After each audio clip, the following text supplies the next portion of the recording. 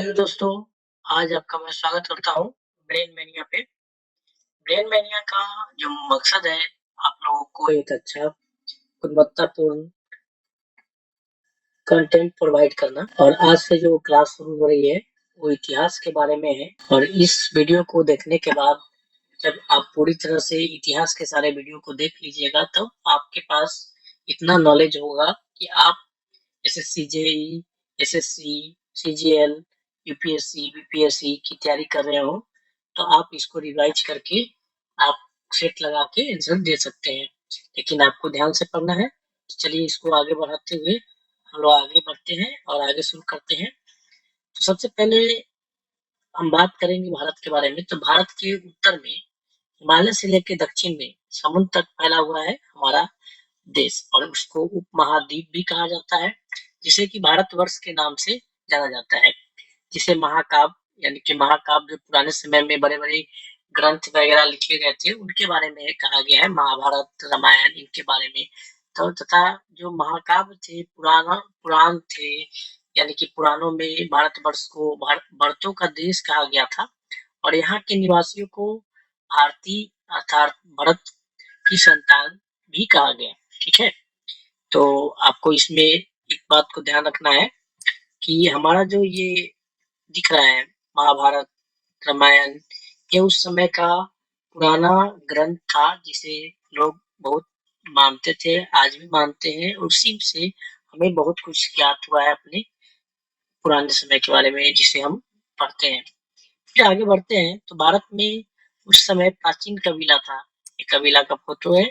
इस तरह के कबीला पाए जाते हैं और ऐसा कहा जाता है कि भारत में जो भारतीय है, जो हम लोग यहाँ जहाँ रहते थे, इसको पहले जम्बू द्वीप के नाम से जाना जाता था। और जम्बू का मतलब होता है जामुन। ये जामुन का पेड़ है। शायद उस समय जामुन के पेड़ बहुत हुआ करते होंगे, इसीलिए वृक्ष को द्वीप कहा गया, जम्बू द्वीप। ठीक है। प्राचीन ईरानी जब सिंधु नदी के साथ इसे जोड़ते थे, ठीक है, इसीलिए इसे सिंधु ना कह के वे गलती से हिंदू कहने लगे।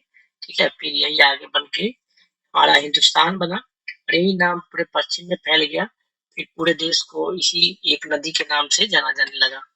फिर उसके बाद यूनानी जब आए तो इन्होंने हमें जो है इंडिया के नाम से पुकारा।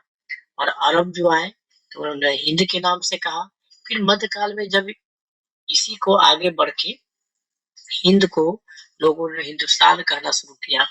और ये शब्द फारसी शब्द जो है हिंदू से मिलके बना है। ठीक है।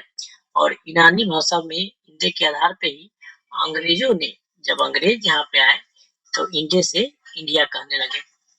फिर ये देखिए हमारा जो विंध्य पर्वत है, विंध्याचल पर्वत यहाँ पे पाया जाता है। ये एरिया जो है विंध्याचल पर्वत का है।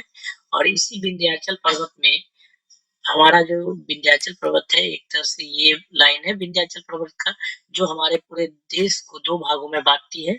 उत्तर वाले पोर्शन में, यानी कि इस पोर्शन में यूरोपियन परिवार की भाषा बोलने वाले लोग रहते हैं, और इस पोर्शन में दक्षिण में जो है द्रविड़ परिवार की भाषा बोलने वाले लोग हैं।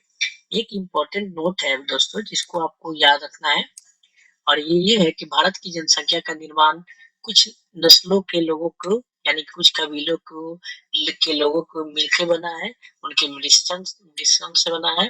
ठीक है। यानी कि मिलावटी नस्ल बोल सकते हैं उसको, जिसमें प्रोटो ऑस्ट्रेलियाइड है, एलियो मेडिटेरियन है, और निग्रोइड है, मंगोलाइड है, इन सब को मिलाकर कुछ जगहों पे बना है। ठीक है। फिर जब हम देखेंगे कि भाई इतना बड़ा भारतीय इतिहास है, उसको हम कैसे बांटे, कैसे पढ़े, तो इसके लिए हमें तीन भागों को मिलाया गया है। ठीक है। यानी कि इतिहास को तीन भागों में बांटा गया है। एक तो हो गया प्राचीन भारत, दूसरा मध्यकालीन भारत, और तीसरा आधुनिक भारत। तो हम लोग आज जो है प्राचीन भारत में इसमें आगे पढ़ेंगे। ठीक है। और जब बात करते हैं तो एक भाई साहब थे जिनका नाम था क्रिस्टोफर सेलियस, जो कि 1638 में पैदा हुए थे और 1707 में मर गए थे। इन्होंने ही इतिहास को तीन भागों में बांटा था, और इन्हीं को ही इतिहास को तीन भागों में बांटने का श्रेय जाता है। और ये जर्मनी के इतिहासकार थे। तो चलिए प्राचीन भारत की तरफ हम लोग बढ़ते हैं। प्राचीन भारत के जो स्रोत है, कैसे हमें आखिर पता चलता है कि हमें क्या-क्या नॉलेज जो भी मिला है इतिहास के बारे में, वो कहाँ से मिला है? तो ये हमें 4 जगहों से मिलता है। एक धर्म ग्रंथ, ऐतिहासिक ग्रंथ, विदेशियों का विवरण और पुरातत्व संबंधित साक्ष्य। ये धर्म ग्रंथ क्या है? जो महाभारत, रामायण, कुरान, गीता, ये सब जो है, ये ऐतिहासिक और धर्म ग्रंथ है, जिनके अंदर कुछ-कुछ कहानियाँ लिखी हुई हैं, जिसके आधार पे हम लोग डिसाइड करते हैं, बताते हैं कि इतिहास में क्या हुआ था। फिर कुछ जो चीनी जाए, कुछ अलग से जर्मन आए, कुछ विदेशी आए, पुर्तगालीज़ आए, उनके द्वारा लिखा हुआ कुछ पुस्तकों के बारे में जो उन्होंने लिखा है यहाँ पर आके, उसको हम पढ़ते हैं और उसी से इसके बारे में पता चलता है। फिर आता है पुरातन साक्ष्य साक्ष्य में जो है, जो जमीन के खुदाई के अंदर से जो हमें मिलता है, उसके आधार पे हमें पता चलता है, ठीक है? फिर जब आगे बढ़ेंगे तो धर्म ग्रंथ और ऐतिहासिक ग्रंथ से मिलने वाले कुछ जानकारियां हैं, जिनके बारे में हम लोग पढ़ेंगे। तो सबसे प्राचीन जो धर्म ग्रंथ वेद है, ठीक है, जिसको बनाने वाले जो है महर्षि कृष्ण द्वैपायन, जिनका वेद व्यास, इनको हम ऐसे वेद व्यास के नाम से जानते हैं, लेकिन इनका पूरा नाम जो है महर्षि, इनका पूरा नाम महर्षि कृष्ण द्वैपायन वेद व्यास है। और इन्होंने वेद वसुधैव कुटुम्बकम का उपदेश दिया था, मतलब कि सब मिलजुल के रहेंगे, ये इनका मेन मोटिव था। और भारतीय परंपरा में वेदों को नित्य और अपरिमेय माना जाता है। और वेद जो है 4 प्रकार के होते हैं: ऋग्वेद, यजुर्वेद, सामवेद और अथर्ववेद, ठीक है। ये 4 प्रकार के वेद होते हैं, जिनके और चारों वेदों को, अगर इन चारों वेदों को एक जगह मिला दिया जाए तो इसको कहते हैं संहिता। क्या कहा जाता है? संहिता, ठीक है। फिर आगे बढ़ते हैं, ऋग्वेद के बारे में हम लोग पढ़ेंगे। इसमें जितने भी ऋचाएं हैं, जिनको बारे में लिखे गए हैं, संग्रह किया गया है ऋग्वेद में, उसको ज्ञान के रूप में क्रमबद्ध लिखा गया है, मतलब लाइन बाय लाइन लिखा गया है, जिसमें 10 मंडल है, ठीक है। और 1028 सूत्र है, जिसको कि बालखिल भी बोला जाता है, जिसमें बालखिल पाठ के 11 सूत्र भी उसमें शामिल है। और 10,462 ऋचाएं हैं। और इन वेद के ऋचाओं के पढ़ने वाले ऋषि को होत्री बोलते हैं। इन वेद के पढ़ने वाले को, ऋषि को क्या बोलते हैं? होत्री कहा जाता था। इस वेद से आर्य की राजनीतिक प्रणाली के बारे में, इतिहास एवं ईश्वर की महिमा के बारे में जानकारी मिलती है। उस समय महर्षि विश्वामित्र के द्वारा रचित ऋग्वेद, ठीक है, ऋग्वेद में के तीसरे मंडल में, जब तीसरे मंडल में चर्चा की जाती है तो सूर्य देव का उसमें चर्चा हुआ है, और उसमें सावित्री भी सूर्य देव को बोला जाता है। तो सावित्री के नाम से कुछ गायत्री मंत्र भी इसमें बनाया गया है। और 9वें मंडल को देखा जाए तो पूरी तरह से ये देवता सोम के लिए समर्पित है। फिर ऋग्वेद के 8वें मंडल में हाथ से लिखे हुए ऋचाओं को भी लिखा गया है, जिसको कि खिल के नाम से जाना जाता है। ऋग्वेद का सबसे बड़ा मंडल का अगर बात किया जाए, अगर ये क्वेश्चन आता है कि ऋग्वेद का सबसे बड़ा मंडल कौन सा है, तो 10वां मंडल उसका सबसे बड़ा मंडल है, ठीक है। और इसमें नदी स्तुति है, यानी कि नदियों की प्रशंसा किया हुआ है, पुरुष सूक्त है, वैदिक समाज शास्त्र के बारे में लिखा गया है, ब्राह्मण के सृजन के बारे में लिखा गया है, सूर्य के सूत्र के बारे में लिखा गया है, जिसमें विवाह श्लोक वगैरह भी है।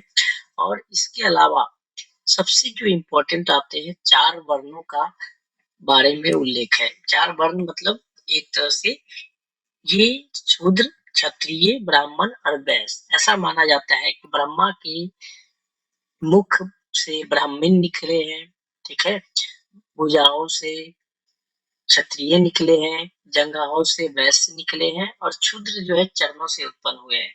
एक्चुअली ये जो दिखाने का है, ये उस समय उनको बांटा गया था वर्णों के आधार पे, इन्हीं के आधार पे, और उन्हीं का नाम उनके कर्मों के आधार पे बांटा गया था, ठीक है। और ये 4 प्रमुख जातियों की स्थिति, व्यवसाय, दायित्व और कर्तव्यों के आधार पे अभी भी मतभेद चल रहा है, पूरी तरह से ठीक नहीं है, ठीक है। तो इसमें एक बहुत इम्पोर्टेंट बात यह है कि गायों को ऋग्वेद में अगन्य बोला गया। अगन्य मतलब जिसका वध नहीं किया जा सकता, और ये शब्द स्पेशली गायों के लिए ही है। और ये क्वेश्चन बहुत बार पूछा गया है एग्जाम में, तो इसको ध्यान से याद रखेंगे। ऋग्वेद में ब्रह्म का उल्लेख तो है किंतु आत्मा का नहीं है, इस बात का भी ध्यान रखेंगे। और ऋग्वेद में इंद्र के लिए, स्पेशली इंद्र भगवान के लिए जो है 250 और अग्नि के लिए 200 ऋचाओं का निर्माण किया गया है। अगर इसमें एक इम्पोर्टेंट नोट देखा जाए तो क्या है कि प्राचीन इतिहास के साधन के रूप में हम वैदिक शास्त्र में ऋग्वेद के बाद शतपथ ब्राह्मण का एक स्थान हमें मिलता है और हम उसका महत्व भी देते हैं। ठीक है, अब इसमें एक इम्पोर्टेंट चीज आता है कि ईसा पूर्व और ईसवी क्या होता है। ईसा पूर्व मतलब जो आप पहले से, ठीक है, जो ऐसा बोला जाता है कि ईसा मसीह के जन्म में कैसे सेट किया गया है उसको, तो जो हम लोग अभी कैलेंडर यूज कर रहे हैं उसको ग्रेगोरियन कैलेंडर कहा जाता है। और ये ईसाई कैलेंडर है, जूलियन कैलेंडर भी इसे कहा जाता है। ये ईसा मसीह के पूर्व के समय को दर्शाता है, जिसे ईसी कहा जाता है, बीसी। और बीसी का मतलब होता है before the birth of Jesus Christ. ठीक है, उसके बाद उसमें उल्टी दिशा में इसका गिनती होता है। फिर आगे जो है उसके बाद के समय को ईस्वी कहा जाता है, एडी। ठीक है, एडी का मतलब होता है एनिनो एनो डोमिनी, इसका मतलब होता है एनो डोमिनी। और इसमें होता है in the year of Lord, जिसको भगवान ईसा मसीह के जन्म के बाद के बारे में बताया गया है। फिर आगे बढ़ेंगे तो यजुर्वेद। यजुर्वेद में सेकंड जो है हमारे 4 वेदों में दूसरा वेद है। इसमें सुस्वर पाठ के लिए मंत्र और बलि के अनुपालन के लिए नियमों का संकलन किया गया है, यानी कि नियमों को लिखा गया है एक जगह पे। और जो इस नियमों को पढ़ता है उसको अर्धवैयु कहते हैं। और यजुर्वेद में यज्ञों के नियम और विधि विधानों का संकलन, यानी कि उसका इकट्ठा एक जगह मिलता है। और बलिदान की विधि का भी वर्णन किया गया है। यह एक ऐसा वेद है जो गद्य और पद दोनों में पाए जाते हैं, यानी कि गद्यांश के रूप में भी और पद के भी, कविता के रूप में भी। फिर आता है सामवेद। सामवेद का शाब्दिक अर्थ होता है गान, और इस वेद में मुख्यतः यज्ञों के अवसर पर गाए जाने वाले ऋचाओं मंत्रों का संकलन है। ऋचाओं का मतलब मंत्र होता है। ठीक है, तो इसमें 1810 सूत्र है जो कि प्राय ऋग्वेद से ही लिए गए हैं। और ये भारतीय संगीत का जनक भी कहा जाता है। नोट एक इम्पोर्टेंट है ये कि यजुर्वेद और सामवेद में कोई बड़ा घटना का वर्णन नहीं मिलता है हमें। अथर्ववेद में अथर्वा ऋषि जो है उनके द्वारा रचा गया है। कुल 731 मंत्र है और 6000 पद है। कुछ मंत्र जो है ऋग्वेद मंत्र में भी बहुत उससे भी पुराने हैं, जिसको यहाँ लाया गया है। और अब अथर्ववेद में देखिएगा तो मानव जीवन के सभी पक्षों के बारे में लिखा गया है। राजा का चुनाव कैसे होना है, खोज कैसे होना है, रोज का निवारण कैसे होना है, यहाँ तक कि जादू टोने के बारे में भी लिखा गया है। और अथर्ववेद में एक कहानी भी है परीक्षित के बारे में। कुरुओं के राजा को परीक्षित कहा जाता था। कुरु देश के समृद्धि का अच्छा चित्रण उस समय मिलता है। और इसी में बताया गया है कि सभा और समिति प्रजापति की 2 पुत्रियां थी। और वेदों का भी कई शाखाएं था, उनके बारे में डिटेल में पढ़ना नहीं है क्योंकि ये उतना इम्पोर्टेंट नहीं है, कभी एग्जाम में आता भी नहीं है। तो सबसे लास्ट में जो है वेद, और उसके बाद सबसे प्राचीन वेद जो है ऋग्वेद है, और सबसे लास्ट वेद जो है अथर्ववेद।